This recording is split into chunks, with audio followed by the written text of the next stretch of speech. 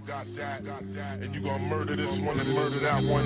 Talking all that bullshit. I'm gonna put it to you like this, yo. This is for the nerds, this is for the brainiacs, this what we deserve. Go ahead and play it back, you ain't gonna touch me, you not gonna do nothing, you are not above me. I bet you wish you was me, I know that I know.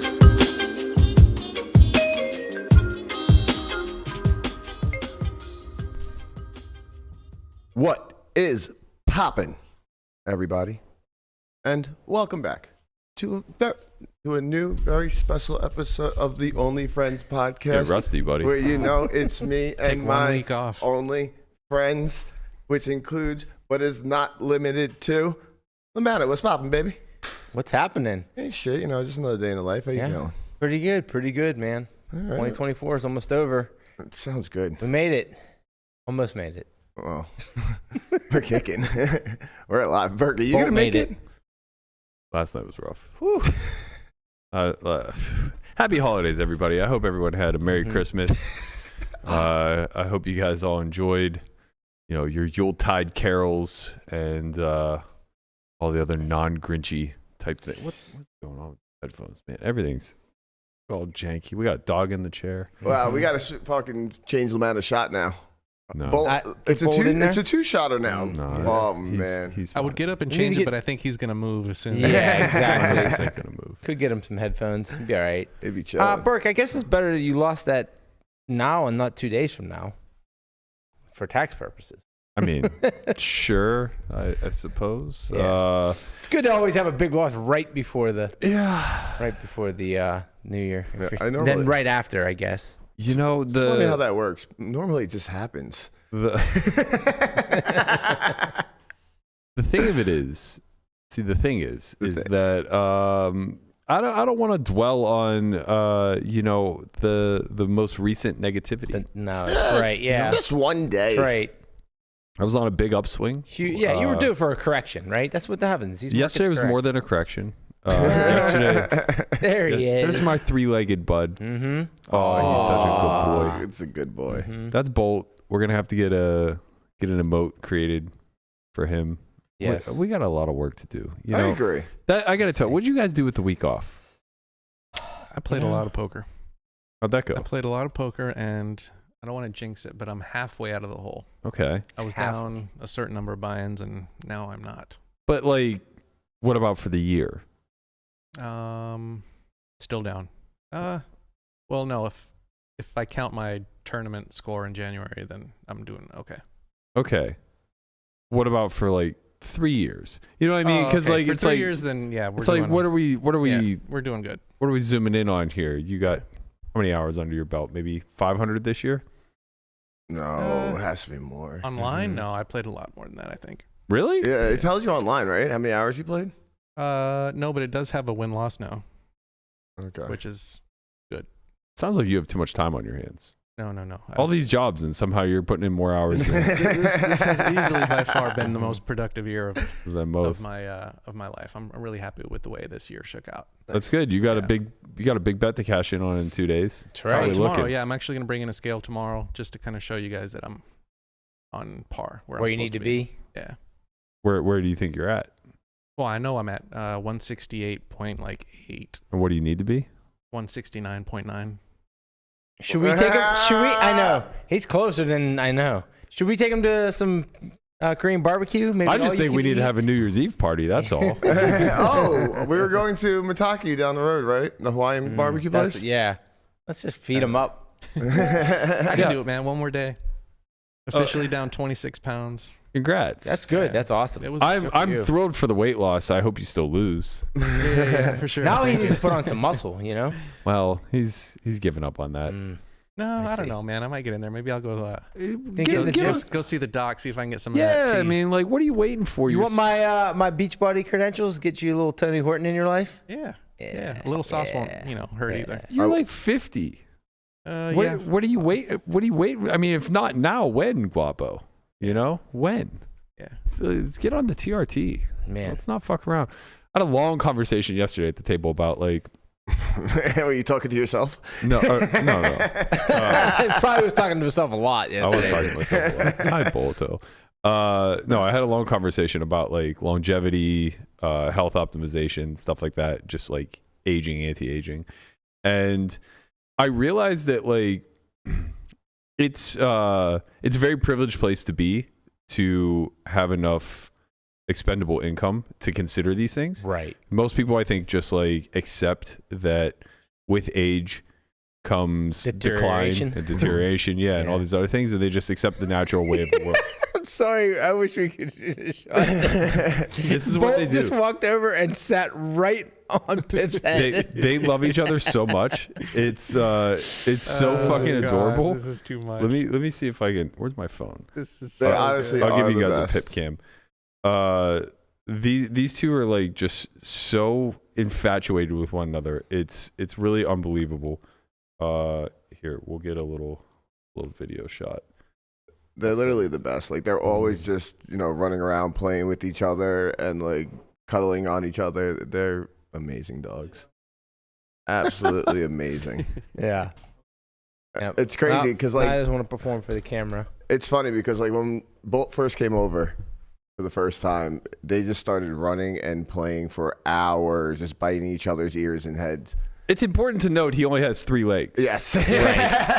he makes up for it though with that humongous noggin. I feel He has a like huge head. I don't know enough dogs to like know if it's like not proportioned, but I feel like he's got a really big. Well, we have head. to keep him extra lean because he only has 3 legs. Yeah. So we can't have him getting all heavy and whatnot, putting too much pressure on the back leg. But So his head is big then. his right? head is No, what? He's a He's big got head. a big head, dude. That got shit big is ginormous. But he needs it because Pip has all 4 legs. Yep. So she uses her front 2 to like just absolutely punish him, and then he battering rams her. They love each other. It's amazing. But yeah, so we were talking about like health and longevity, and it kind of dawned on me like what a privileged position we're in. But then it also dawned on me just like how much insane like FUD and misinformation there is out there, where I guess like to some degree, it kind of comes from the 80s, the whole war on drugs and whatnot, where everything that wasn't just, seen as like everything that wasn't caffeine and alcohol got labeled as like, is it class C or whatever? I guess that's like the hard Class stuff. A drugs, maybe? Well, there's like marijuana yeah. that was a misdemeanor, and then everything else. Right. Right. I think it's class C. I'm not sure. But anyway, but like, obviously steroids got lumped into that. And, steroids, that's a whole other debate. But what is a lot less debatable are like hormone replacement therapy. And this is things like testosterone replacement, HCG, HGH, these peptides that are known to like help your systems just kind of keep doing what they've been doing instead HCG, of declining. I'm not familiar with. HCG is basically just it effectively encourages your body to produce more testosterone in layman's terms. So it's not actually supplementing any test, and it's not synthetically introducing new testosterone or anything like that. It's just kind of charging the system, so to speak, that already produced testosterone. So it's a nice bridge when you're like our age and a little bit younger. So like I started taking it when I was 37, I think, 36 maybe. And did you feel a difference? Cute. My testosterone went from like 500 to 800. Oh, wow. So it went from like average to extremely healthy, and at minimal to no cost. Same thing with HGH. Like I started taking that around the same time. I've been taking it for 7 or 8 years or something like that. And it's funny because when you tell people this, they're like, "Oh, you're juiced," and it's like, buddy, if I were juiced, I would not look like I look like a fucking potato. Okay, if I were in the juice, I would be on a magazine cover somewhere. Yeah, it's like the difference chemically and also like what they do to the body between HGH and like tren or even testosterone is night and day. Okay. And we were kind of talking about this, and one of the guys who plays in the game, he's a professor at Yale, and he's a professor of chemistry. So like he knows literally everything about like all of these compounds of drugs and stuff. And I think he's in his like 50s, and he's talking about his regiment that he's started, and he's like seemingly mad at himself for waiting so long to start getting on these peptides and stuff. And there were other people at the table where they were like, I just can't get behind. Like, it's the long-term side effects that I'm uncertain of that really discourage me from wanting to do this. And I just find that to be such a weird. That's usually the argument. The argument is always, well, we don't know what the long-term effects are. Right, but we know what the long-term effects of living and not doing anything are. Right? It's Right. Alzheimer's, it's dementia, it's cancer, it's death, it's bone loss, it's muscle loss. All like the leading cause of death. Well, not the leading cause of death, but let me rephrase it in a less hyperbolic way. The leading cause of low quality of life is lack of muscle or muscle loss, right? So it's like you are guaranteed to have a very bad existence for some large chunk of your elderly age if you don't do things to preserve muscle mass. And one of the kids in the game goes, I mean, that's just a philosophical thing. Like, I'd rather live to be 100 and be feeble than live to 60 and have a high quality life. And I was like, man, we are totally opposite there. Because like I'd much rather die at 60 in like pristine health and being able to walk and run and jump and do all these other things than live to be 100 and like have my cognitive ability decline, my physical ability. Like, yeah, but what's the point of being alive? It's not like you hit 61 and then you're in a wheelchair. No, that would be better. The gradual decline would be so much worse. Imagine 30 or 40 years of just like being less cognitively aware, being less physically capable. Doesn't that happen to everybody? Isn't that going to continue to happen to everybody? Well, that's kind of the point. You're trying to tell me I could take a pill and fix that? Not a pill, but like you can get on protocols that like stave that off for quite some period of time. I mean, like, how much longer till you give me a fucking pill? I don't know. I mean, forever, because these things are regulated and like it's just never going to be, or not anytime soon. It's not going to be a part of like being afforded to the masses. Wait till The Rock becomes president, motherfucker. He's on gear. Right. Now everything's he's on getting illegal. Well, I don't even think it's a matter of illegality, right? But it's similar to like food too. It's like the mass population is going to get the worst food, and the people who have expendable income are going to get the higher quality food. My whole point with this conversation is that it's not whether or not you choose to partake in this type of stuff or care about this type of stuff. It's more so that the knee-jerk reaction is, to me, irrational. Of like, oh, well, we don't know what the long-term effects are. It's like, well, we know the long-term effects of living is dying. Mm-hmm. So it's like, for me, what my rebuttal to that was, if you subscribe to that mentality, there's no turning back. Like when you turn 60, there's no reversing it and saying like, oh man, now that I'm 60 and my quality of life is low, I'd like to do things because now at 60, I don't care if I make it to 80. Mm-hmm. I just care that 60 to 70 is higher quality of life. But in 20 years from now, maybe they will figure out how to reverse the aging process. But I mean, if that's true, then like whatever side effects you're going to suffer are probably also going to be reversible. Yeah. I guess like to me, I'd rather get to 60, being able to still hike a mountain, than worry about it once I turn 60. And I try actually to think it's course. like a very critical time in humanity, really, like the way that AI is moving, the way technology is moving, that you want to preserve your health as much as you can in like the next 10 years, because if you can get to that point where you are still healthy 10 years from now, there might be the advancements in technology might be able to keep you going. Basically, I'll get my pill. Right, you might be able to get if you can stay alive for 10 more years, you'll get your pill and you'll be good to go. 10 years. Right. Maybe 5. This would have been the way exponential growth works. Can you imagine how expensive that protocol would be, though? Like, if they actually came out with something that's going to... You would be shocked. ...keep you around for a long time. You never You'd know. be shocked. It would be very expensive. My current HRT protocol is like $400 a month. And if I start... like, when I get older and I start to add tests to that... Wait, that's everything you take? Or just the... It's HCG, HGH, B12 shot once a week. You take... you can't talk about that. Do you take testosterone? No. That's what I'm saying. When I add testosterone, it will maybe double in cost, but like it's sub $1,000. Like It's like car payment. Yeah, I mean, I'm gonna get on that Ginge protocol. Ginge is on everything. Ginge is on a lot of stuff. You're saying I can't look like that naturally? He looks like me. Yeah. No, he doesn't. No, he doesn't. No, he doesn't. But you would look like that if you know, You're right, I look were on better. the stuff he was on. He'd be bigger. Conrad has more Yeah, Yeah, Conrad's got good bigger. genetics. He has more natural muscle. Actually, you guys want to know something funny? I was in the gym yesterday. Wow. Yeah. You walking Did through? you leave something in there? I had to go bring the garbage out. Yeah, you're passing- passing I went through. through the I saw garage. that one.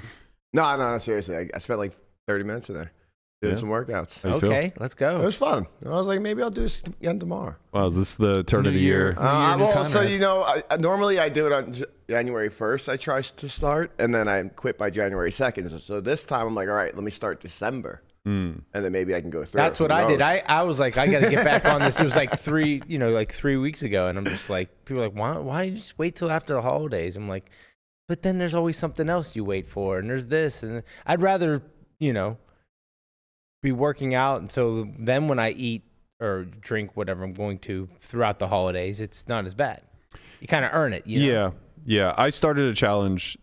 Today's my second check-in, so I guess it was 2 weeks ago. It's going to be 100 days, so 14 weeks.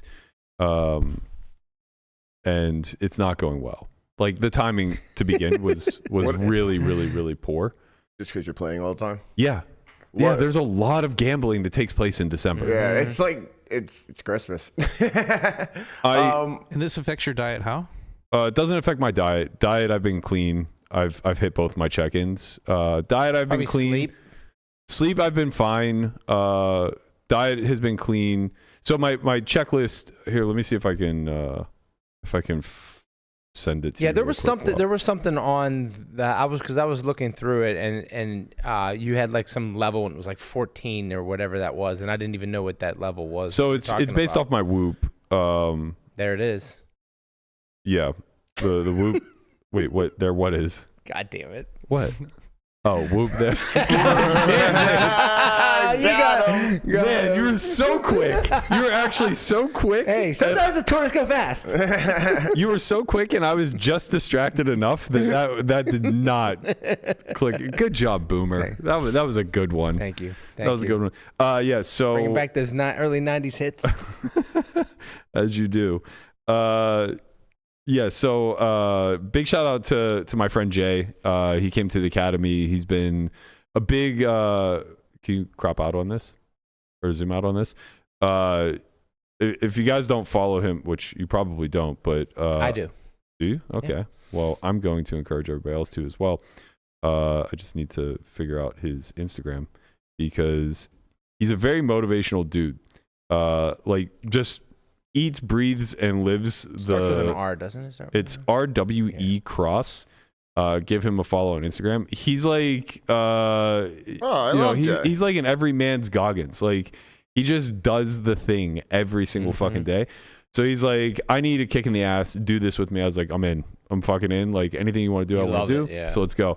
So yeah, like so far, the only thing that's been difficult is getting the strain because to get 14 level strain every single day, I basically need to be working out on average 90 minutes, but it's probably more like 90 minutes plus the sauna, cold plunge cardio routine. Yeah. So I'm looking more at like 2 hours dedicated per day, which doesn't seem like that much.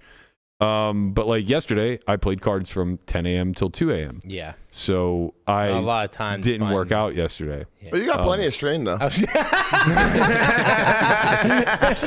Look worry at about it. You're I good. got 21 on the strain meter. You're good. You hit all your levels, kid. Yeah. Unfortunately, stress doesn't always convert to strain.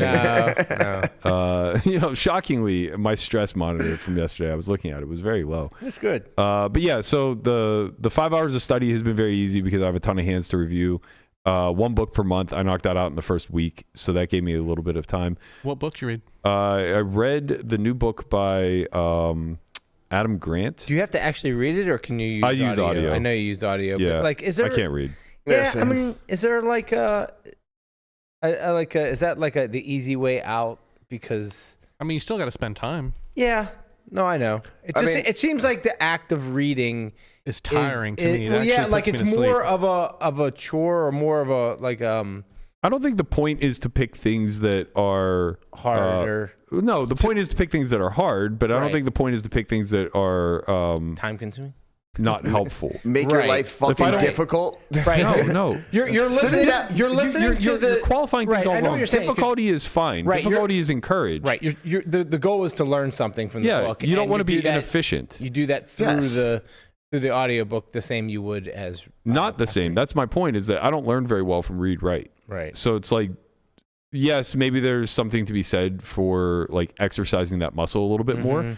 But if I know my learning style is just like not that, Yeah. it seems really unnecessary to spend. Like, I don't think that this is one of those things that you can quote unquote train to get better with any meaningful purpose. Like, if I just don't retain a lot from reading, Mm-hmm. even if it's trainable, that I could retain more from reading if I just Hooked on phonics worked for me. if I just work that out more often, I don't see the upside to that. Like, reading is going to become archaic at some point. You know, we're just going to be able to download things into our Neuralink or whatever. It's not, what the fuck is he eating? Bolt. Yeah. It was was a it ball. was It was a inflated little ball. like ball, yeah, like a It little was a ball. beach ball. Now but here we it are. is now It is now destroyed shredded. Okay. to nothing. All right. So we did it. But yeah, the strain I've missed now, both my first two check-ins, which is not going.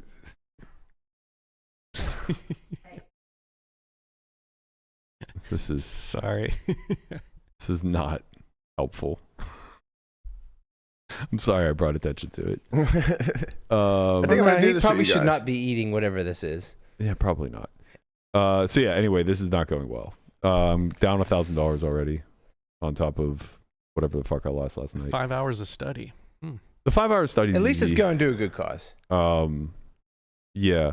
And the written pages, I might do something that's more beneficial big picture. Like so far I've just been journaling. And some of that has been like poker content. Like, I've written a fair amount about what I think proper strategy is for stand up and Squid Games.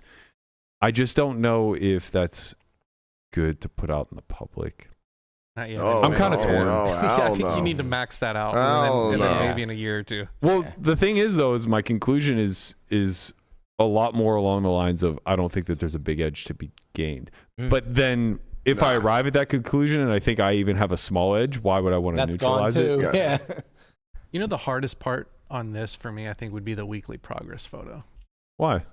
Just putting that out there just feels kind of, I don't know. I'm vain and I would just be embarrassed. The only embarrassing thing is that men don't know how to take pictures. And like, True. there isn't a flattering angle for a dude's body unless you are just yoked out of your, like, unless you're don't- Ginge Poker. Yeah, unless you don't have to flex. Like, you're such low body fat percentage that you just literally don't have to flex. There is no flattering angle. I don't flex. You also don't look flattering when you take pictures. You look like a disheveled mess. You look like a homeless person. Like, you know how homeless people, like, That's the new they're look. always shockingly, That's the new look. It's true. right, like homeless people are like shockingly lean. Mhm. It shouldn't be that big of a shock, by the way. Yeah, No. obviously. Well, I mean, they're walking a lot, not eating a lot. Right, yeah. Basically Conrad. Oh, except for the eating part. I eat a lot. Okay, Walking a lot. I do that too, actually. That's why I'm so skinny. yes, that's precisely why. It has nothing to do with genetics or anything along those lines. And every miss is $500. Yeah. So far I'm 0 for 2 on the workout. And the charity is they help get service dogs for veterans. I don't think he was anticipating that I was just gonna miss every fucking week. So I asked him last week, and he wanted me to donate to a cause where veterans would get assigned canine assistance, and I did that. I matched $500. Also, shout out to everybody else who donated. I put it up in my story, and we hit the $500 goal, no problem. So I'll ask him if he wants another $500 sent there. totaling 1,500, or if he has another charity in mind, because he might spread the love. Yeah, he might have 15 to pick from. This might be a very costly endeavor for me. The other thing is that like the strain goal I set is incredibly high, and I woke up this morning and I kind of wanted to bitch out. I was like, I think I'm going to text him and ask him if I can lower the strain number to 13 instead of 14, because to hit 14, basically, the reason I wanted to do it this way instead of like carving out 90 minutes a day for working out is because I wanted to give myself active recovery days, but I didn't want to let them be an excuse to do nothing. Like, you know, when I fucking did this bet with Conrad and I saw him doing a handstand in the living room for 45 minutes, he's like, this is my workout for the day. I didn't want that to be the case. Listen, I Googled something and this said, this is a workout. What do you want from me? So I wanted to like still encourage myself to have moderate strain on like active recovery days. And I was like, okay, what I'll do is I'll set my strain goal at like 14, which will mean that like on my recovery days, I'll still have to get to like 10 or something like that. I didn't do the math. I should have done the math. But like what that means is if I want to be a 10 on like my active recovery days, and let's say I take two a week, I have to hit a total strain throughout the 7 days of, did I set it, pull that up one more time. Did I set it at 14 or 15? 14. Okay. 14 is maybe attainable. So yeah, so I have to hit a total strain of 98 over the course of the 7 days. And if I'm only hitting a strain of like 10 on my active recovery days, that means that I have to hit 78 over the other 5, which means I got to be at like 16 and a half or something along those lines. 16. And to get to 16 strain is like a lot of fucking work. Yeah. It's like a full gym workout, a full cardio session, and then either sauna or pickleball attached to it. And it's very time consuming. I could certainly do it if I just stopped playing poker. But I haven't stopped playing poker yet. And I haven't quit the podcast yet. And I haven't stopped. I need more things that I can do simultaneously. Like the audiobook, I can listen to while I'm working out. Right. yeah. And I do well with that. Yeah. But yeah, anyway, the poker book, the audiobook. Why don't you I get listened some to dumbbells and you can do curls while you're doing the podcast? won't work. That's not how strain works at all. So Think Again was the book that I read by Adam Grant. Highly recommend it. Very good. It'll be a good topic for discussion tomorrow. We're going to have Andrew Barber on. I believe he's going to be bringing us a very special guest. Let me see if that's accurate. He is going to be bringing Justin, who is a PhD of finance, and he authored one of the papers that is kind of articulating why online gambling, specifically sports betting, may not be the hopeful ideal world that we kind of all laid out as gamblers. So we're gonna have a fun discussion about that tomorrow, kind of a la the Think Again type of motif. Well, it's really bad when you like the flip side of it is they block all winning gamblers as well. That's a big part of it, obviously. Yeah. When they're just curating losers and raking them over the coals, that's a big part of being very parasitic. Sounds like our pod. What? Nothing. I don't get it. Clue me in. But yeah, we'll get to that tomorrow. For today's show, we got a lot to talk about. We have to wrap up the WPT. Big shout out to the one, the only, the man, the myth, the legend, your boy Scott Stewart. Let's fucking takes go. it down. 2.56 million after the chop. Looks like he got the lion's share and the trophy. Got a little bit of an exit interview here with Tony Dunst that we're going to take a look at real quick.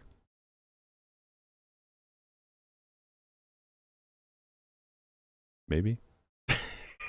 You literally just had it up. Scott, going into tonight, your largest I have a career funny score was story. a bit over $500,000, but you took down this title and over $2.5 million. We heard you on the phone with your mom. She was telling you not to do anything stupid with the money while you're out drinking tonight, but do you have any big plans for that prize money? No. I have no plans for that. I can't think of what to do with it. put it in an IRA. Be smart about it this time.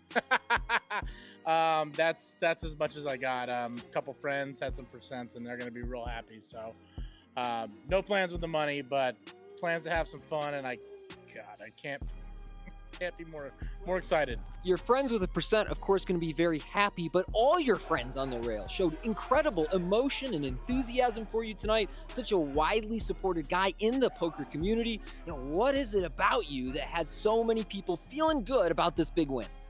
I got the best friends in the world. I don't live too far, 4.5 hours driving. A lot of friends came out. Shout out to you guys. You're the best. And, we like to have fun, anything we do. So we had a little bit of extra fun today, and it was worth it.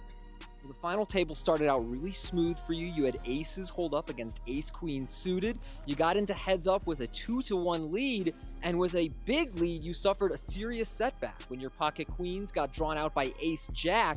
Then Rob had the chip lead. Tell us about the mental fortitude it took to overcome those early setbacks. You know what? You're right. You explained it perfectly. The Queen's Ace-Jack, it was like I whittled him down to exactly where he had a shove stack, and I had the perfect hand Queens. And then after that, it just felt like it flip-flopped, and he couldn't lose.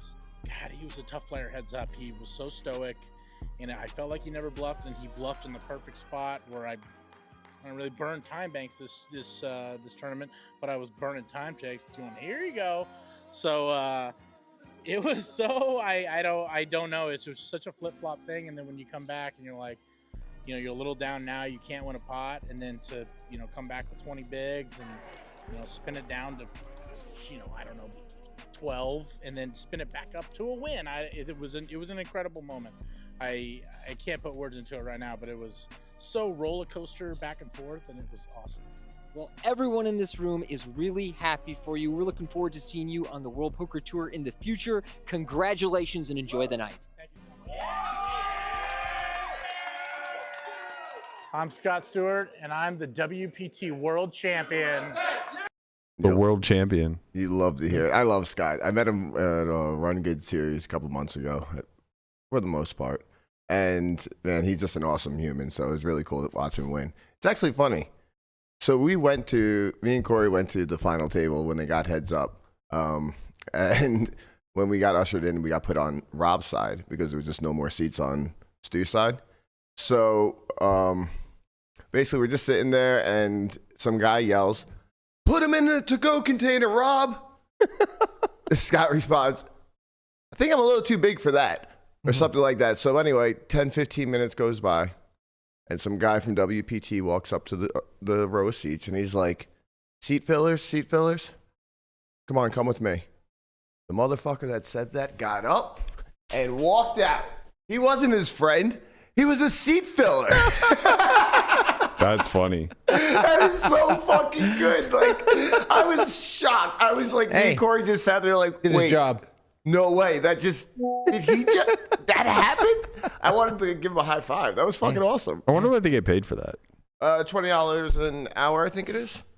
I went to the Billboard Music Awards maybe 6 or 7 years ago, and I didn't realize this was a thing. Me neither. We were like in the pit area, so where you would accidentally end up on camera or whatever, and there were like seat fillers everywhere, just random pretty people that like when they would go to commercial break, they'd be like, "Oh, okay, we need you to fill this gap over here," and like they just pick them up and move them. Yeah, I mean, I guess it's kind of everywhere because I guess they do that in clubs too, with like females and stuff. Sure, in a way. The Vegas economy, yeah, like, if you will. Like just filling up tables and stuff like that. But yeah, it was really weird. It was funny as hell. It was one of the weirdest things I've ever seen. Yeah, good to see one of the grinders out there kind of taking one down for the team. Awesome. Love that he has no idea what he's going to do with the money. He said somewhere along in one of these interviews, "I'll probably, play $100,000 worth of blackjack or something." I hope he doesn't do that. I have to tell you, man, as somebody who is privy to 7-figure wins and losses, it goes fucking fast. Okay? Yes. 2.2, it sounds like a lot, but like you get taxed on that shit, and sure, maybe you were having a down year prior and you might be able to write it down, but like you're paying a few $100,000 on that one, and $2 million, it's not your granddad's 2 million, you know? Right, exactly. You know, like when I was a little kid, it was like, man, if I become a millionaire, I'll be just set for life. Of course. That ain't true. Yeah, imagine. I wonder what kids say now. It can't be a millionaire anymore, right? Billionaire club? I mean, Right. They don't want to be billionaires, yeah. has to be. I mean, you get to 10 What? million, it's probably pretty good. I mean, I'm not quite sure. Well, I think it's funny because like 2.2 dogs million are is just a going lot of crazy. money, and like depending on your lifestyle and what you do, like it's probably fine. It's really a matter of like what number can you put into a low risk investment and have that return And pay just for have your that cost of yield living. and get, yeah, That right. makes sense. But I don't know what that number. I mean, that number is way too high for me. Like, I can't imagine how much. The thing is that like people don't tell you assets are expensive. You know, like, oh, go get a house. Yeah, I have a house. Yeah. And like my mortgage is relatively cheap compared to rent and other things. But like, you know, still gonna be $80K a year. Get assets plus, you don't have to like pay taxes on. right, plus maintenance. There it goes. Yeah. There it goes. Something brings We have every. a- These dogs are gonna knock over. We have a pop-up date. Go ahead and Yeah. cut to that. I'll fix Lamanna's camera. right. No, that was Guapo's camera, but you might want to fix that one too. Oh, okay. Well, that case- less in that harm, less case, don't stop. worry In about that case, like the show goes on. This is not response. I think I'm a little too big for that. You can mute it. Oh my god! I'm like, where the fuck am I hearing this from? I'm not talking. Hey. He's like, seat fillers. Come on, come with me. The motherfucker that said that got up and walked out. He wasn't his friend. He was a seat filler. That's funny. That is so. Almighty. Oh my god. Sorry for everybody who had to re-listen to Conrad's story. It was so good though. It was tough enough the first time around, but these two Shut are your face. These two are maniacs. Yeah, big congratulations to Scott. I know WPT was a week ago, but we had that week off, so wanted to catch everybody up, give him his props, give him his flowers. The final four, Mormon got fourth again. Yep. He's now the Mark Newhouse. of WPT. Championship. Yeah, but you know. I saw him tweet afterwards saying, "I'm not getting fourth next year." Okay, I'll take fourth. Back-to-back fourths is nice. Yeah. Winning it twice is nice also, for what it's worth. I didn't know the second place finisher. I'd never seen him before. Is he new on the scene, or is? I actually don't know anything about him. He's from the UK. Oh, okay. And I didn't So probably just like a legend. online or something. Yeah, just has a screen name with 8 digits afterwards that absolutely solidifies that he's been on the grind. Probably a part of BitB stable, I'm sure. Something along those lines. How could he not be? Good job, Lamanna. You know? Wait. What was wrong? I What don't know. is different? We've lost our control. Guapo's out of here. He's just quit. Guapo left us, guys. All right, moving on. Poor Guapo. He's got to do everything, and now he has 2 dogs that are like fighting each other to contend with. I mean, to be fair, he could have not let, you could let some small things slide. There's a camera in front of Lamanna's shot. Oh, I didn't realize that. Yeah, I looked at. I thought I gotta let was Lamanna fixing, know. Yeah, I was fixing Guapo's camera. I understand. Didn't realize I that understand. it He impeded my shot. I get it. He doesn't understand how important his job actually is to be at the fucking desk, because that segment had ended and I was ready to segue and he just got up to move a camera. So like now we're left collecting dust. Your job, however, not very important. Not at all. You just kind of sit there. Basically. Right. So it's like, it's a snap of the finger and a get the fucking camera out in front of your camera. Yeah. You got to delegate, Guapo. You are important. You are a general. You are important. I am nothing. You do everything. I don't do anything. Correct. You're General Guapito with Pile over here. Right. You control the whole operation. I just sit here like a tortoise. Gotcha. Precisely. I'm glad we've gotten that out of the way. Speaking of getting things out of the way, we have an end of the year giveaway. That's a good segue. End of the year giveaway brought to you by our friends at GTO Wizard. They are gracious enough to be giving 3 listeners a 1-month trial of GTO Wizard Elite. I have to tell you, and this isn't shilling. It's actually, if anything, quite the opposite. Because the power of this tool is it can't be stopped. It's so fucking good. It really is. It's made study so easy for somebody like myself who just doesn't, or at least didn't previously really enjoy the process of study, running long, laborious solves. Everything is there at your fingertips. The Elite package will, give you access to all the ranges and all the different AI solves that you can possibly run over the course of 30 days. For your chance to win, just reply to the tweet thread that you see on screen. For the listeners at home, it's at onlyfriends_pod. You can find the tweet there. So just reply with your poker goals for 2025. I think we'll have a fun segment with this on Friday. Whenever we announce the winner, we'll maybe discuss some of our own poker goals, or maybe pick some poker goals out of a hat for one another. We'll I like see. that. But yeah, so go ahead to our Twitter page. Be sure to give yourself a shot to win. I think it's worth like $200 or so for a month subscription. And I have to tell you, it's every bit worth it. So be sure to check that out. Shout out to GTO Wizard as always. Big thank you for sponsoring the pod. Let's get to the meat. Let's get to the big story that was just kind of thrust into our lap overnight. For those of you who've been longtime listeners, you'll recall earlier this summer, was it the summertime when Nagy made his appearance here? Maybe it was in the spring. It was August. Okay, it was August. Yeah. So I guess late in the summer, a few months ago. I know, because I read the article. There you go.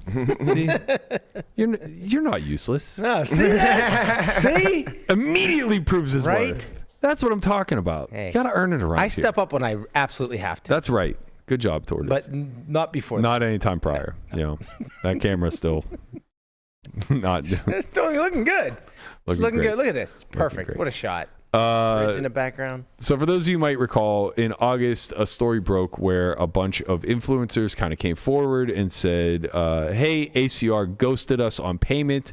We shielded their site for, some agreed upon return, and it was never met. This was kind of, the charge was kind of led by Ludwig, who ultimately said ACR did pay, but also continued to go on and say that his biggest regret was working with the site as a sponsor because they're a dog shit site and they slow paid him.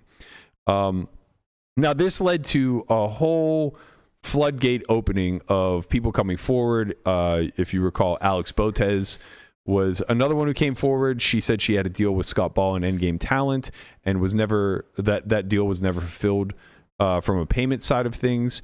That led to us uncovering that her and her agent, who I can't recall who her agent is at the time, had sued Scott Ball, and Scott was unable to appear, so they just auto won the settlement there. I think they were seeking $750K in damages, if I recall. Mm-hmm. And there were a bunch of others that gradually came out. So we covered this story, and it became kind of this he said she said, without that really ever being the intention. I don't think. I think when we were covering it, it was kind of like, okay, there's a lot of dirt coming out and surfacing about Scott Ball and Endgame Talent, and then additionally, ACR once again finds a way to fuck up. And we were kind of having our little go at Phil and the site for their responsibility either in hiring Endgame Talent and them rugging the influencers, or in them rugging Endgame Talent. Ultimately, regardless, the influencers were left out in the cold. So regardless of where the mishap happened, ACR has some blame to take. And Phil, out of the blue, just calls in. Yep. He's getting his steps in. He's trying to work it off a little bit. Knew the holidays were coming up, wanted to get a few extra steps in. He took us around the tour of a 8x10 room. I'm appeared. still dizzy. Yeah. And he spouted off a lot of nonsense And then some things that were unable to be ignored. You like poker, don't you? That was so good, man. It's a callback only a few will recall, but Right. yeah, I mean, I didn't really hold back on my line of questioning to him. I basically asked him, did you guys hire endgame talent? He said yes. Did you have a long-standing relationship with Scott Ball? He said yes. And then when it came to the non-payment, he kept insinuating that they had made full payment to Scott and endgame, and he implied it was to the tune of $30 million, which was also coincidentally the number that Scott basically said he had been ghosted on.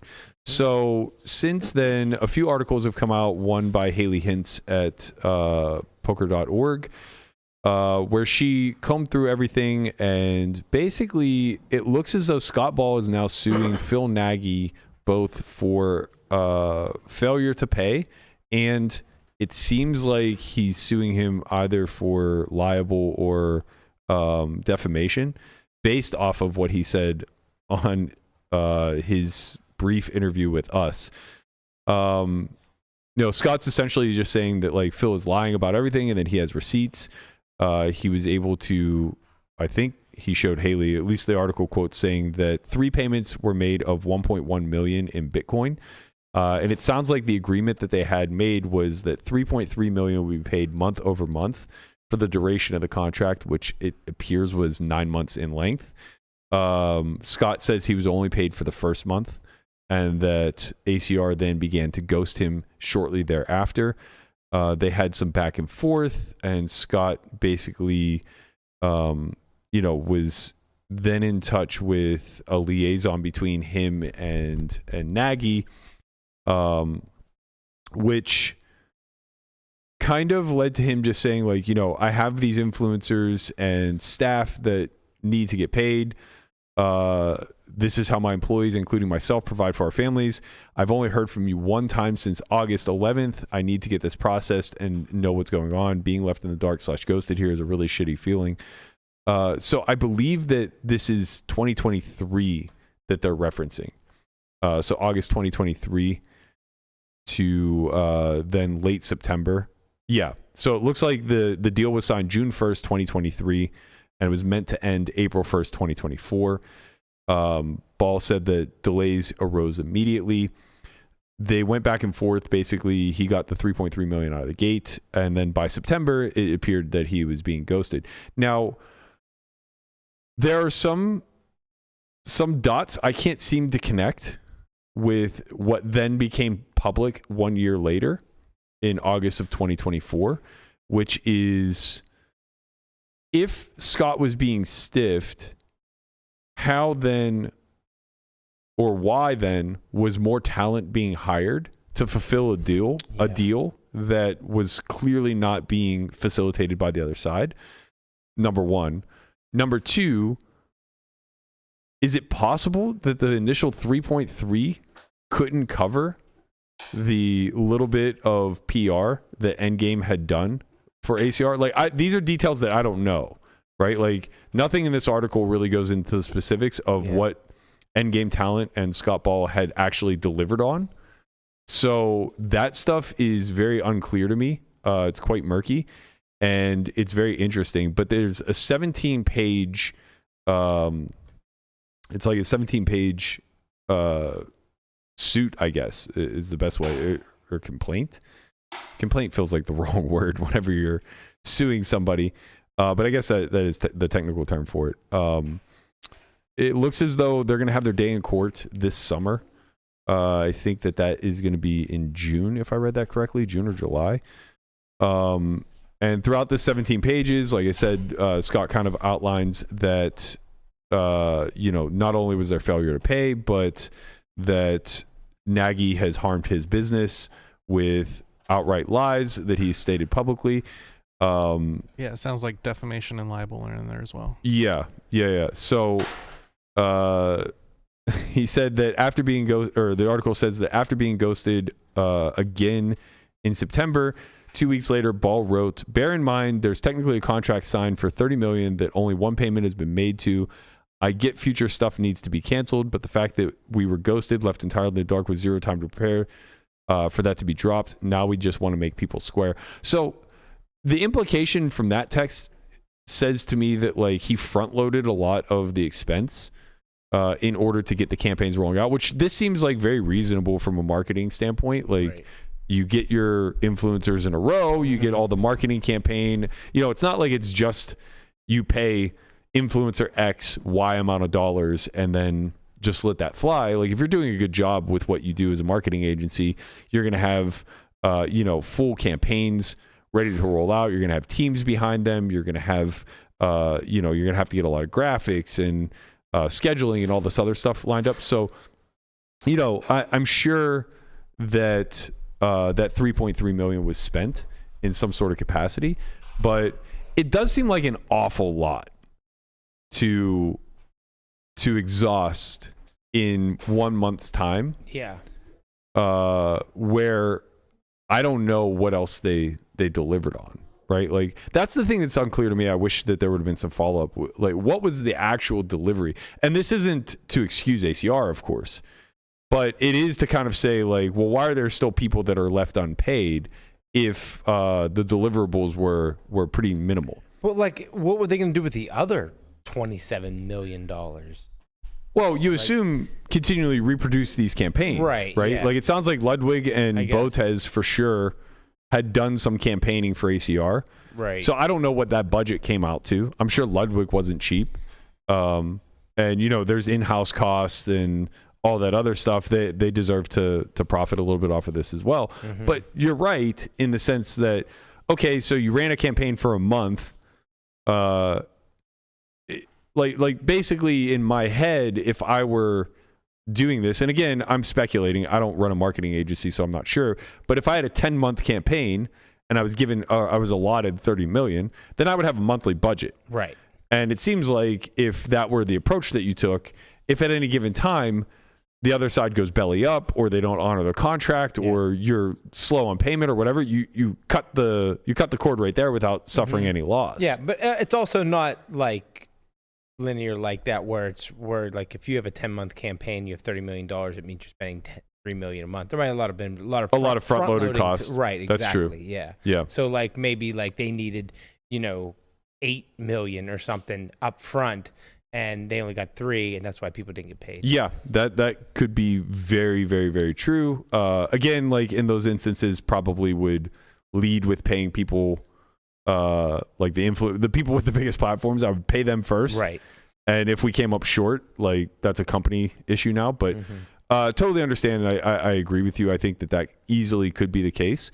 There's another kind of issue that we'll have to keep a close eye on when this is all said and done. And that is that I believe he's suing him in the States, and both Nagy and ACR are in Costa Rica. Right. And if I understand it correctly, Nagy's not even allowed to step foot on United States soil. Well, you like playing poker, don't you? nor would he want to. I don't so think. it seems that they have a parent company, or not a parent. Well, they do have a parent company. WPN is owned by I can't remember, but it's a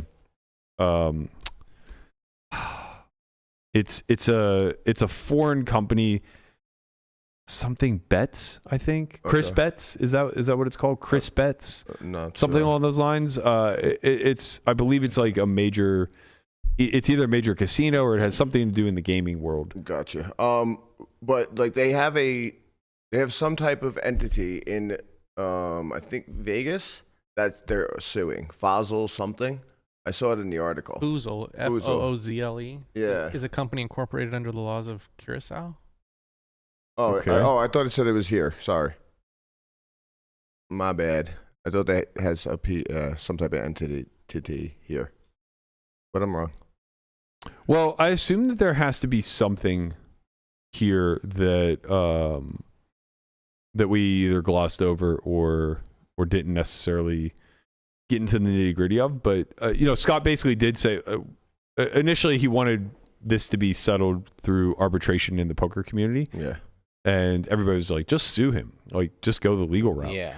And he basically said, like, how am I going to sue somebody in Costa Rica? Right. So because it becomes a jurisdiction thing, correct? Yeah, I believe so. And then also it's just like, okay, so say he gets a settlement here, who's going to enforce it? Right? Like, he already can't step foot in the United States. Like, what's the difference if he tarnishes himself even further in our legal system? Do we know that for certain that Nagy can't come in to the States? I'm fairly sure. Bet Chris, thank you. And yes, it's a major sport book. So my dyslexia kicked in once again, which I don't actually even have. So that's not a real excuse. But yeah, I think that there's still a lot. Like, look, this is a good PR move for Scott because if all of you guys recall, he got dragged really hard in August. Us included were very critical of him. And, you know, I will certainly owe him an apology if all of this does come out to be kind of not really his fault. But again, like when you own and operate a company, you're on the hook. Like there isn't really, I maybe I'm too harsh with this, like, but my stance has always been just like, if you're the face of a company, like you have to take extreme ownership of all actions that your company is assigned to. And, you know, it just doesn't look good when one of the clients that you hired in Alex Botez sues you, wins, and, you know, you can't make payment. You can't, you know what I mean? Like let's not forget that he has already lost a lawsuit himself for this whole thing. Right. And sure, maybe it is a byproduct of him signing a bad contract with ACR, but, you know, again, that's on you, and your company doesn't just get to mosey on along with all this bad debt and not doing anything about it. So I'll be curious to see how all this shakes out. Seems like Nagy was a bit arrogant whenever Ball kind of, you know, responded to him. I guess according to the article, he said that after the OnlyFriends appearance, Nagy texted him and said, "Are you okay?" Which is wild. Like, I thought would rekindle our friendship now that I've ghosted you for a year on 30 million and dragged you publicly. I just want to check in, bud. How you doing? You know what? Now I'm going to sue you. You okay? And it says that Ball responded basically noting that America Card Room had just lied about him publicly for an hour and talked shit about him, defamed him, continued to paint him as a bad guy. And Nagy shot back, "Let's fucking go and sue me." Which... Wait, this came through text messages? That's... it looks like the article is paraphrasing, but yeah, it appears as though... I would assume they were text messages that were seen. I would imagine Haley saw them. Yeah. But yeah, I don't want to speculate. Yeah, of course. So he did just that. Yeah. Okay. It was Loaded LLC. That's the agency representing Andrea or Alex rather.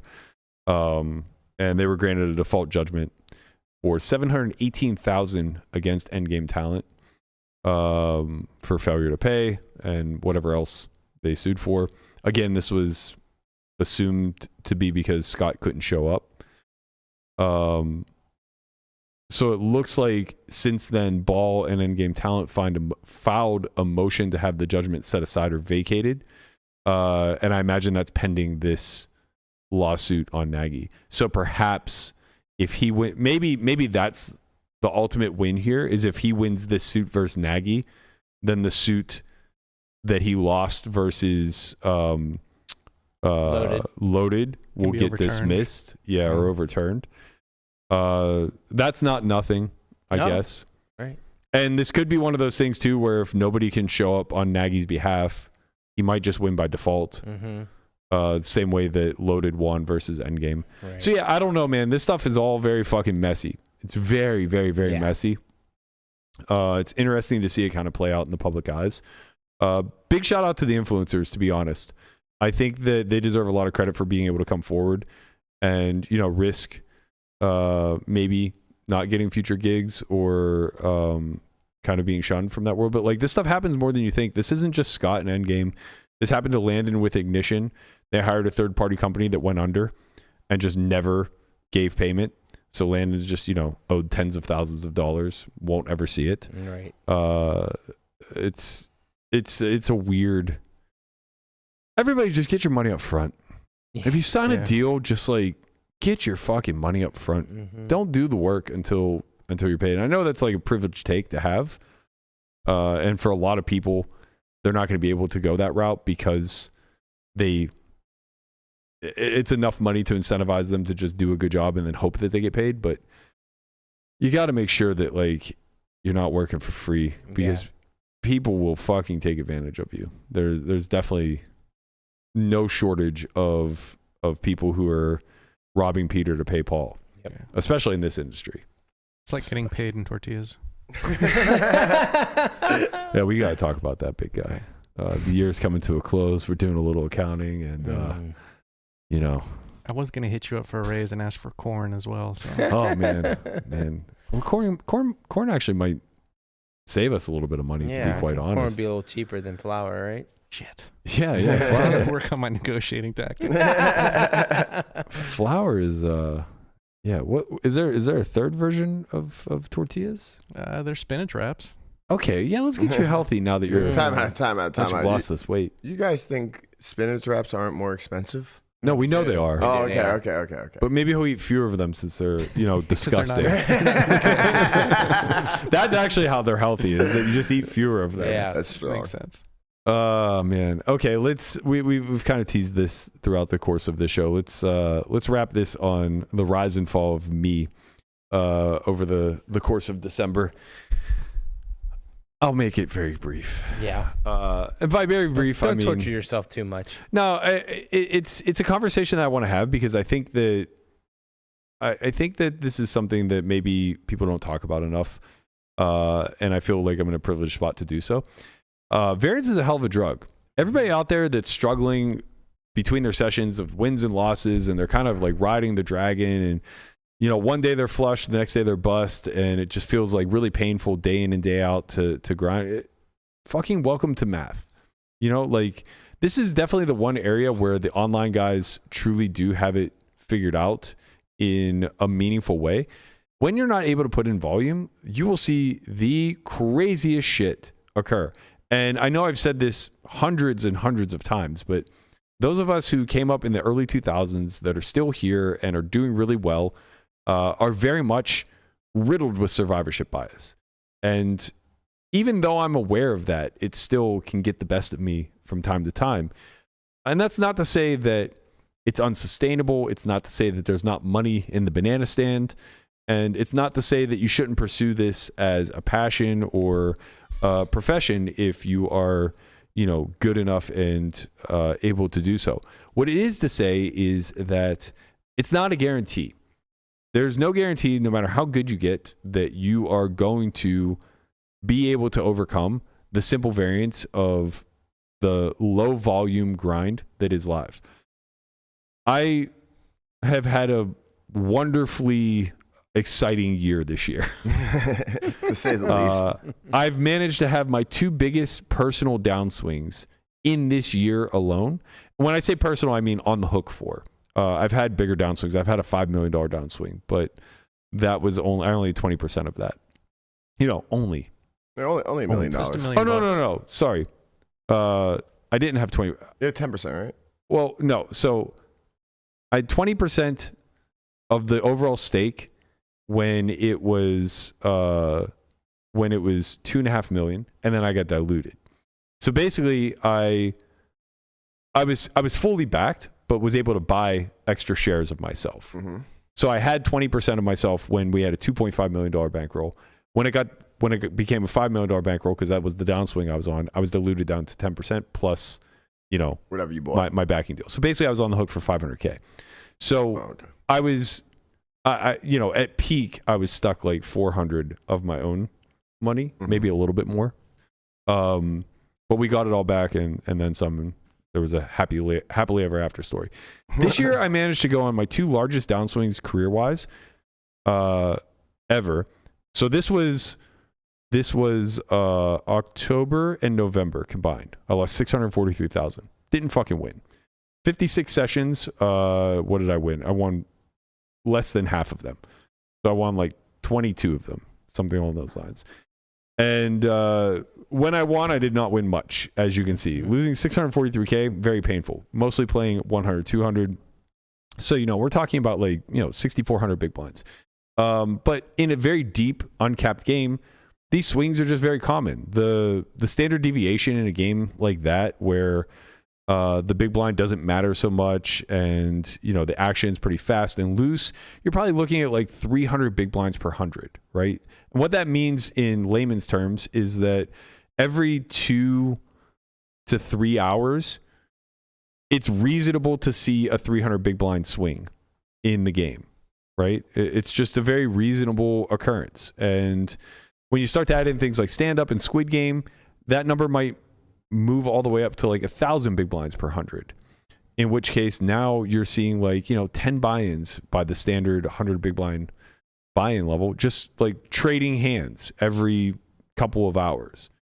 So those swings certainly occur, and my variance is certainly higher than most because I'm playing more hands and I'm playing them more aggressively than most, and I'm going to see these types of swings. But that was a very long sustained downswing because outside of that 642 that I lost in those 2 months, the 3 months prior to that were like effectively even. I think I lost like very small over the summer, like 125K or something like that. And then I won like maybe 100-ish in August and then broke dead fucking even all of September.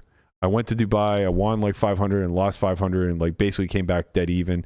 So there was like this long lull where January through May I made some money, and then like June through November I just basically broke even or lost. And it's this long spell, right? But like when you look at the actual hand sample, it was like 1,000 hours maybe, and like maybe 20,000 hands at most. That might be being generous, right? So we're talking about like a week. Yeah, like a week of grinding online. And to be fair, edges are very small online. So like shout out to Patrick Howard. He just put out a recent blog about better understanding variance and things of this nature.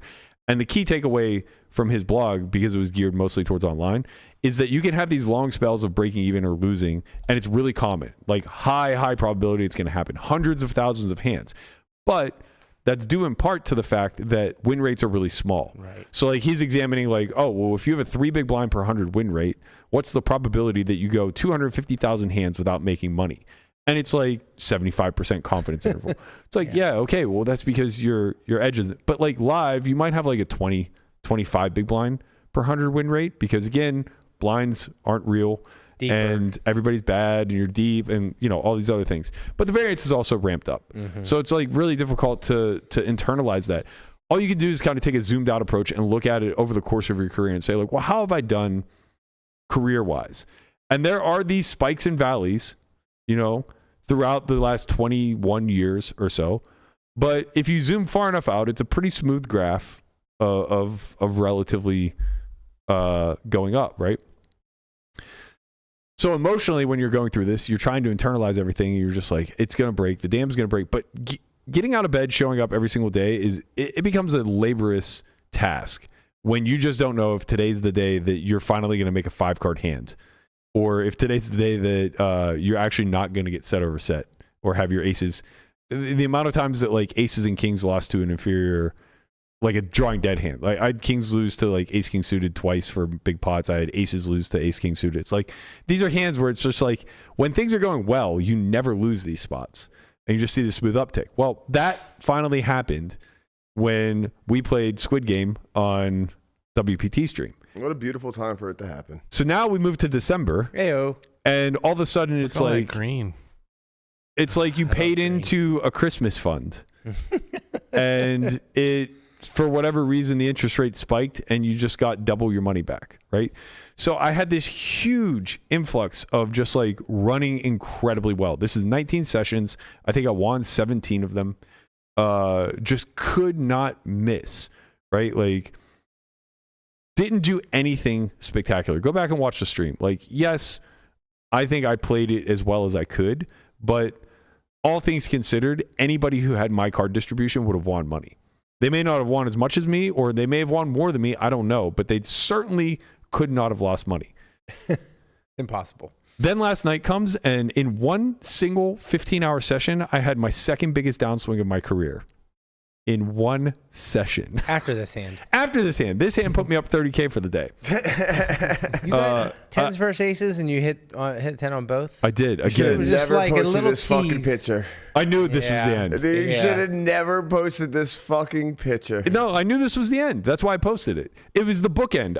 The very first hand that set me up was me doing that to Justin. And the way I was going to end December was me doing that to this kid, Arthur, for a fucking 100 big blind pot. It was literally 50 straddles each. He put in 10K at 112. And it's like, I scoop. After the hand, I go, I would have paid you $10,000 to lose this pot to keep my run good alive. But here we are.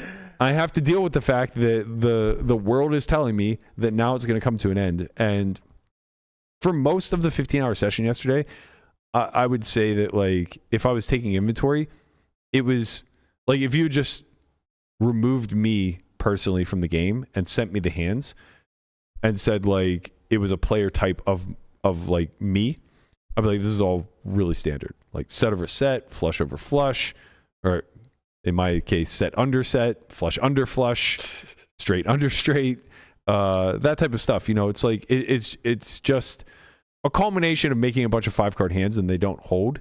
But losing 425 in a 1-2 game, I truly don't know where the second 200,000. Like, I was down 225.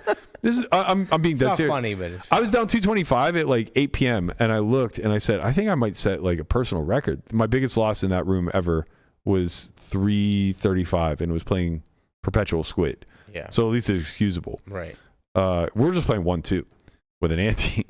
And I was like, I think I might set my biggest loss ever tonight. He's like, what was it? I was like 335. And I was like, I feel like I'm on pace. I don't know where the other 200 went. I mean, I flop top set in a 4-bet pot. That's never a good thing. In like an impossible scenario too. Right. Like I flop top set where I 3-bet called button versus cutoff. I 3-bet sixes. Big blind recreational player cold 4-bet I called. It comes 6-5 deuce 2 hearts. And somehow I lose to a flush. Just like, if ever there's a hand that you don't think you're going to lose to. In a 4-bet pot? In a 4-bet pot, when you flop top set on 6 high, it's certainly going to be 2 hearts. There's like one hand that he called 4-bets. Yeah. There's like literally one heart combination or one flush combination that lucky for me, when I say lucky, I mean I saved 20K. He bet. So the turn was a 7 of hearts and he just like blasts again. And I was like, that's weird. So I assumed that he just had an overpair with a heart. And then the river was a king and he bet again. I was like, fuck, now I lose the kings.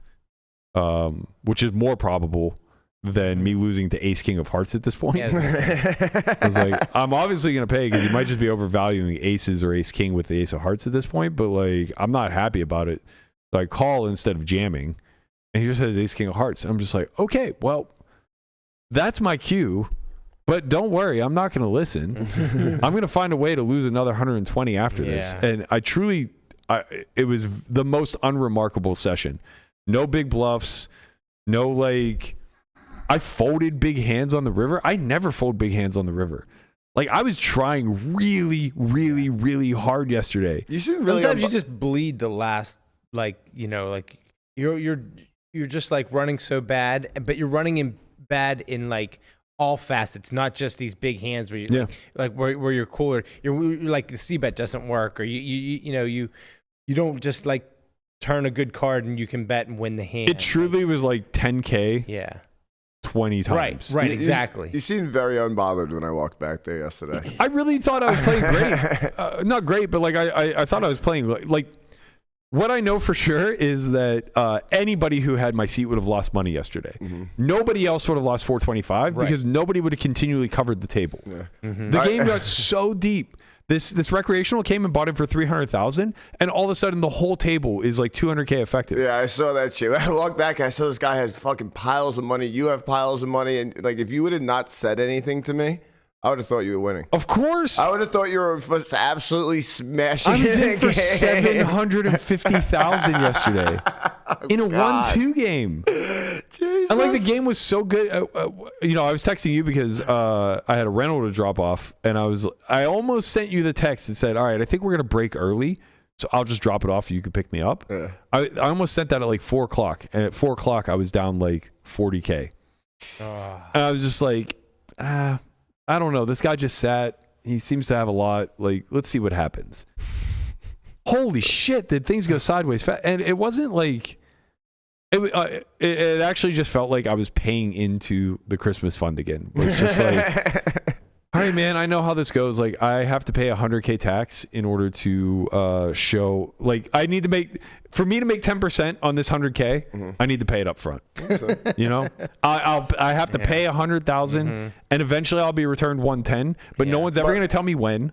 And I'm going to suffer immensely. You just told a whole bunch of influencers that they had to get paid up front. I know. And now you're paying up front? You're doing it wrong. You're doing something wrong here, I think. I think you're right. Especially because, you know, it matters how many times you can pay the $100K. Right? True. If you can only pay it 10 times, then you only make $100K. Yeah. But if you can pay it 100 times, now you make $1 million. That's a big difference. That's what your stats are. That's a big fucking difference. That's legit what your fucking bankroll tracker stats are. Yo, it's true. If you look at like my buy-ins for the year, so I was telling the guys in the game this. I was like, last year I tried to like really be conscientious, and I didn't like swing my dick around. I would come and I would buy in for 20K, and I would play 200 big blinds, and you know, with the times I ran it up, I ran it up. The times I ran it down, I would just reload for 20. And I think last year, after 1,000 hours, I bought in for like 3.6 million and cashed out for whatever. Wait till you hear this one. And then this year I'm looking, and I think I bought in for like 26.5 million.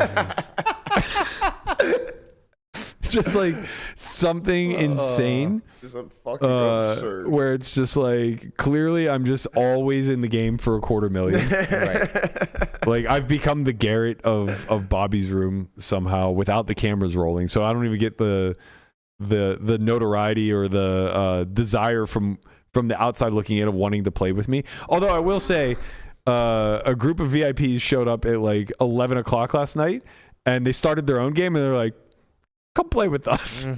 You're honorary Chinese. Yeah. I was like, yeah, of course. I'm the fucking whale. Yeah. I'm the VIP now. Yes. Well, they play Chinese ranges, and you don't know about that Squid Game feels like your coming out party. Like, I know you've been in the game for a while, but it seems like, I don't know. It's just me winning on stream for a lot of money for once. It's just new games that he's able to think about quicker than others. It happened with Short Deck, too. Yeah, ended with Short Deck really quickly, too. Yeah, I mean, that's just because people pick up.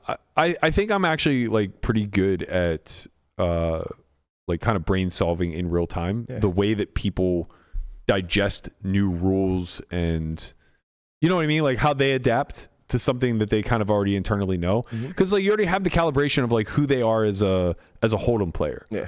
So it's like, now if you remove half of the deck, or if you add in a 4 big blind penalty or whatever, it's like you're just getting a derivative of what their core strategy is already, their core philosophy to the game. Yeah, and it's just going to sway one way or another. Yeah, you kind of just like navigate that, right? It's like, oh, okay, well, this person already leans heavy this way, so they're probably going to do that way too much within the bounds of this game as well. So that means my counter strategy to them should be very extreme the other way or something like that. I think I'm like pretty good at that stuff. I'm not good at being very technical, right? Like with Squid, I've tried to be a lot more mindful of the math. Like I have a solid math background, and I do enjoy it whenever I finally get my hands dirty with it. But it's so disheartening when the veil is kind of lifted and you see Oz. You know, he's just this short little wimpy old white guy. It's like, you know, you watch that Squid stream for 3 days and it's like, man, you must really have something figured out. Like no, my distribution was really good. And yeah, I redlined in some spots that others might not, which gave me some free money. But if we modeled this out, like my win rate here is low. And only because there's 2 or 3 or 4 people in the game whose loss rate is like higher than it should be. You know, like they could easily become a break-even player if they would just adjust 1 or 2 small things. And the second that becomes the case, like you're just not really winning on the margins anymore. Like I was winning because of the bonus in Squid. Like when if you were to model out what my % projected win rate was in that lineup or whatever, it's probably going to be some fraction of whatever the expectation is in being able to scoop the bonus squids. Because my probability of doing so was just higher than most based off of how everybody was playing. And then added onto your hourly. I'm saying that was probably most of my hourly. Okay. Right? Like if I'm making like, I don't know, let's say we're playing 2 squid games an hour. So if I'm making like 6 big blinds per hour based off of that, that translates into a really big win rate. Yeah. You know, now you're talking like that's 20 hands in an hour because you're playing 10 buttons each. Yeah, that is actually fucking huge. Yeah, so like now you're making like, 30 big blinds per 100. And that's a massive win rate. But all they have to do is learn to fight harder for squid. Yeah. And now that immediately gets cut in half and then cut in half again. And now all of a sudden you're making like 6 big blinds per 100, which live, it's sometimes hard to beat the variance at that low of a win rate. And like that kind of happens quick. People catch on quick to what the strategy and stuff like that. So you don't have too long to like. That's what I was telling you. You're like, oh man, we should just like play Squid Game. I was like, that's the thing. That's where I know you were saying that, but like I already knew that. That's what I was saying. I was actually saying that we only have this amount of time before people catch on, and like this kind of gets to be. I think the worst players in the game will figure out a baseline strategy that doesn't cost them very much within 100 hours. And then I think like the average player in the game will do so within like 25 hours. Yeah, that makes a lot of sense. Of consistent play. Like if you're only playing it, like if you play it 200 times a year and that's the 100 hours, but it's spread out over 300 days, it's not gonna I don't think you figure out it because you don't think about it enough. Yeah, like if you were playing a squid game, like it's literally a game where you're playing 2 squids every hour or something like that, basically. Yeah. Something along when you're doing consecutive and you're just thinking about the flow of it. Yeah. And that's how you get it. Yeah. Like we play 1 bomb pot an hour, or 2 bomb pots an hour. And we've been doing this for 3 years now. And 90% of the pool has no idea how to play a bomb pot. Yeah. It's the same thing with like 2-5 and all that stuff. Like that's the only fun game that, like in Bellagio 2-5, they do bomb pots every hour. Yeah, or a half hour. That's how we preserved the stand up too. We play stand up like once or twice a day. Really? Yeah, and it interjects a lot of action, and it also preserves the new shiny factor of stand up. Yeah, if you did it all the time, it was just. People catch on. Yeah, and it becomes boring. Yeah. Well, not boring, but like it's very clear that nobody's like beating it for a lot. Yeah. Right now, there's still like, and we also throw wrinkles in, like the fact that you're able to pick somebody up. I love that fucking roll. It's so good. Yeah, and I mean, like, there's a lot of ways to approach it, right? Like, you could pick up the person who you think has the highest win rate because this is something that I will, I've started to write about this, and I will say this out loud. Like, when you're standing, you're a VIP. No matter what. No matter what. Yeah. Whether you're playing good strategy or bad strategy, you're a VIP. Yep. You are the equivalent of a VIP regardless. It's just which VIP are you? Are you the VIP who plays too loose passive?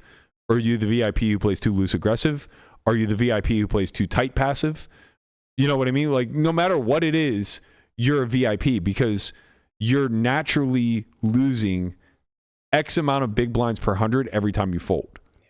Right? And so long as that's the case, you're just a whale. Because in order to correct for that loss factor of folding, you just have to not fold.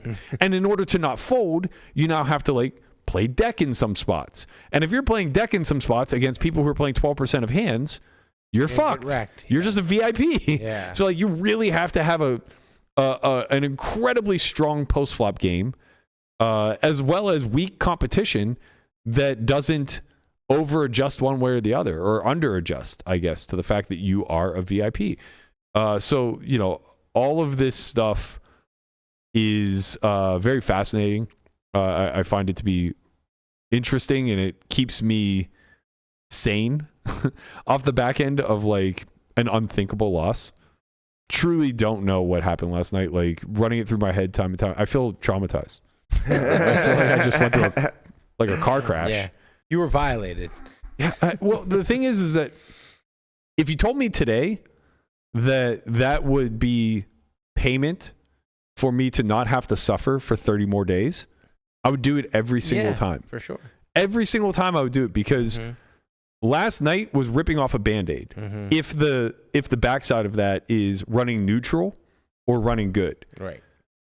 The 3 months or more like 6 months of being stagnant and every single day just feeling the compounding aspect of losing, it will drive you mad. Yeah, and there's no way to know when it will end. You could go play a night and have the exact same night, and just like, I mean, it's unlikely, obviously, because all the things that had to happen, but it's still in the realm of possibility, and that could go on for who never knows how long. Yeah, and that's kind of like the point I want to wrap this on is like to everybody out there listening that, you know, doesn't find this relatable because of the stakes and like they don't play these stakes or you know, maybe feels like just take a few zeros off. Maybe feels like they're kind of not heard because it's like, oh, well, I get to play with VIPs all the time and your win rate gets to be really high. It's like all these things that we're talking about apply to everybody in the live realm. And the biggest difference now in today's game compared to when I was coming up in 2003 through 2010-ish is win rates. It's the available win rate, right? So the biggest indicator as to what is going to allow you to win consistently versus having to suffer more swings is going to be the variance number, the standard deviation, and your overall win rate. The larger the discrepancy is between the two of those things, the more that you're going to suffer, right? So when the variance is really high and your win rate's really low, you are just completely a victim to distribution. There's basically no edge, right? When variance is really high and edge is really high, you will win a lot of money, but you will swing like a yo-yo. And that's largely what I've built my game off of, right? Yeah. So you're going to see a lot of peaks and valleys and peaks and valleys. You're not going to see a smooth line. You're not going to see this trajectory, right? Most people want low variance, moderate win rate. And that was easily attainable when we were coming up. Variance was actually incredibly low. Yeah. In the early 2000s because nobody knew how to play the game aggressively. You just win like 75% of your sessions. This is the thing that like I don't think a lot of live players understand. Mm-hmm. Most live players are built to blue line. They are built to make hero folds. They are built to cooperate and play a bunch of multi-way pots. They're built to not put in large sums of money until they're sure. Get your money in when you get the best of it and protect it when you don't. Exactly. This was the Rounders mantra. And they believe in that maxim with their hearts. What they don't recognize, though, is that if you are a blue liner, your win rate naturally will suffer some because your value is no longer supported by bluffs. So people should pay you less often also. Mm-hmm. And secondarily, your variance now is actually increased because you do go to showdown so much more often. Right. The easiest way to have low variance, high win rate is if you were able to steal the blinds over. If there were two spots at the table where you knew you could steal the blinds 99% of the time, you should only open those two spots at the table and just fold every other hand. Yeah. Assuming you could do it at high volume because your win rate's infinite. You know, you're winning a blind or you're winning 3 big blinds in orbit forever, right? Or you know, 99% of 3 big blinds. Mm-hmm. So like 2.99 big blinds per orbit. Let's say you get in 3 orbits an hour, right? Now all of a sudden you're making like 12 big blinds an hour. That's a lot of fucking money. Or 9 big blinds an hour, whatever. That's a high win rate. Most people don't recognize that win rates are gradually decreasing and variance is gradually increasing because the game is trending so much more towards blue lining. And it's always at its core been that way, but it's mostly always been the weakest players that were the blue liners. Now, a lot of the strongest players are blue liners. And that kind of creates this this arena where if you try to be a red liner, it might not be worth it because you don't know if your win rate is going to increase enough to justify the additional variance, right? So that's kind of like the final takeaway here is like if you see that you're swinging endlessly, it's really critical to get yourself in the lab and make sure that your strategy is relatively bulletproof from start to finish. Like I have a lot of confidence in my strategy. I've spent decades refining it, right? That's not to say I'm not still doing work. I'm always doing more work. I'm analyzing, you know, nodes where I might be leaking. For sure, 4-bet pots pre-flop, I leak a lot. Like I give up a lot of EV there because I think I can recoup some of it post, but maybe I'm just wrong about that and I have to reanalyze a lot of things, right? And the way that I like to compare and contrast is take a look then at these 4-bet pots and see what my competition's doing. Are they putting enough money in for me to now not be able to justify seeing these flops? If the answer is yes, if they're like properly getting it all in with jacks on a 10 high board where you easily could have hands that beat jacks. Maybe this isn't a great example. But my point is, if they're properly getting enough money in with their thin value, then you should understand that you can't be too wide in this node any longer. But if they are improperly checking too many streets with like their thick value because they're afraid that you flop trip 8s on 10-8-8, right? Then you absolutely can ravage them in this node. And this is the crux of how you build a red line strategy. You find the nodes where they're unwilling to put in enough money. And sometimes that's a byproduct of being deep. Sometimes that's a byproduct of the previous action and them being able to, or them not being able to properly range you, or them not being studied themselves in how post-flop plays out. But all of these areas are where you can create the caveats that allow you to increase win rate while leveling off some variance, right? Just by becoming more of a redliner. So don't lose hope. There's a lot of win rate out there that's available, but what's not going to happen is you're not going to show up, make 5-card hands every day, have them hold, and just have a nice steady crawl to whatever poker goal it is that you hope to achieve by the end of the year. Like, that sounds comfortable. That's not the game we signed up for, you know? It's kind of like me this morning when I woke up and I wanted to lower my strain goal to 13. It's like, I could do that and I could probably achieve it, but what the fuck am I accomplishing? Right. Right? I'm just being a bitch. Yeah. Don't be a bitch. Get in there and steal some fucking pots. That's right. Don't be no bitch. It means a lot to steal 4 big blind pots. Mm-hmm. If you can steal those at high frequency, that's a lot of fucking money. I don't think people understand that. Yeah. You know, that's the way you What's the lower gentleman's name variance. from Hungry Horse that we had on? Mark Goon. Did you think he could or couldn't make 100 an hour?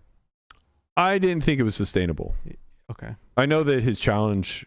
He came up a little bit short, yeah. Oh, okay, I didn't know that he came up short. It's funny you mentioned him because I think he just recently put out a video, and it was titled something about like being more aggressive creates less variance. It's true. Right. Yeah, it's true because either you're actually lowering the standard deviation or you're increasing your win rate. Mm-hmm. But the point is that you're creating a delta wide enough that is a big benefit to your bottom line. Yeah. All right. That's going to do it for us today. I hope you guys enjoyed that little bit of a rant there at the end. We're going to be back tomorrow morning. As I mentioned, we're going to be joined by Andrew Barber as well as a very special guest. Be sure to tune into that. We're going to be talking all things online gaming, specifically online sports betting, and is it a detriment to the overall gambling community as a whole? Have a happy new year if you don't make it tomorrow. We'll see you guys then. Later, squad. Peace. Peace.